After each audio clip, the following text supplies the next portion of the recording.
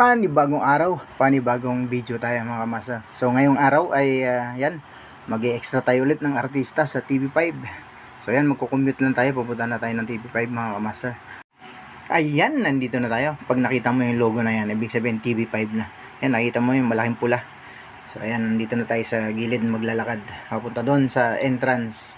So medyo maaga pa kasi yung usapan namin ay 8. So 7:30 pa lang.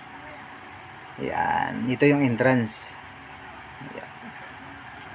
So sa mga lagi dito ay kabisado na yung lugar na yan.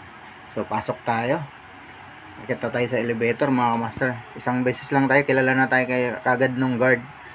Pinapasok na tayo kagad. Alam na niya na on-call driver tayo mga kamaster. So maaga pa nga, pinadiretso muna ako ni bossing guard dito sa driver lounge. At syempre, tumawag na yung aking mga pasahero. Mag-aabang na raw sila doon sa lobby. Ayan, good morning ulit mga kamaster. On call tayo ulit. Extra tayo ulit dito ng artista sa TV5. Ayan gamit natin ngayon ganun pa rin, si Poging puti. Si Poging nakaputi. Ayan, Nissan Urban. Tara, medyo maganda yung takbo natin ngayon kasi papunta tayo ng Binyan. Ayan, sa mga taga Binyan, shout out sa inyo. Dumating na kami dito sa Binyan, Laguna mga kamaster, at nasurpresa lang tayo kasi hindi ko naman akalain na yung pupuntahan pala namin ay dito mismo sa likuran nung bahay ni Jose Rizal mga master. Yung palengke dito may ka-meeting yung aking mga hinatid ngayon. So aking mga sakay. So ayan, itutur ko kayo. Pasok tayo kasi libre lang naman mga master sa pumasok sa bahay ni dating Dr. Jose Rizal. So ayan, tara. Libutin natin, akyatan natin yung bahay ni Jose Rizal, mga kamaster. Ayan, so nandito na tayo sa Tiris. Ayan nandun yung yung kotse ko yun, yung mga nakaparada na yun, yung van ko. So ayan, ito yung pinaka-terrace ni Rizal. Ayan so wala na siya halos gamit mga kamaster. Yung bahay niya ay na-preserve lang. So yan, maganda pa rin yung kasi laging inaalagaan nila malinis. So yan, wala lang siyang gamit. So ayan ito yung pinaka-terrace niya mga kamaster. So pag dito yan, napakaganda, maaliwalas. So ayan So yan, medyo malawak din yung terrace niya. So andun naman doon tayo pumasok kanina. Ayan yung na yun, butas na yun, doon tayo pumasok. So ayan, ito lang, parang 1, 2, 3 kwarto. Tapos may isang parang lababo. So dito, galing tayo sa terrace, dito tayo bababa naman. So kanina kasi sa kabila tayo umakyat. Yan. So yun lang mga master, yun, napakalinis lang ng lugar. Ayun, maraming mga turista na pumapasok at tumitingin din sa bahay. Yan, nandito yung pasukan kanina. Diyan tayo umakyat nung pagpasok natin kanina. So hindi natin kasi madilim.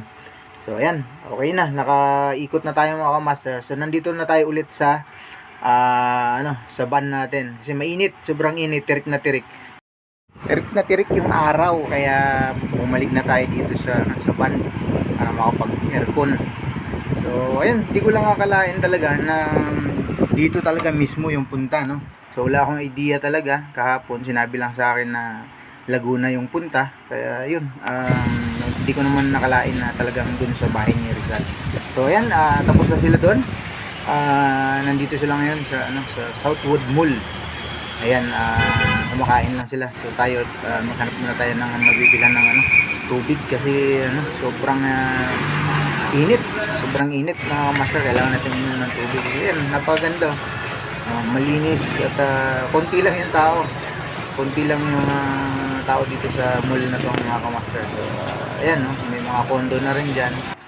So ngayon ko lang nalaman na meron na pala dito, So meron din silang may terminal. Ayun terminal nila ng mga bus, mga shuttle. So nag na pala dito.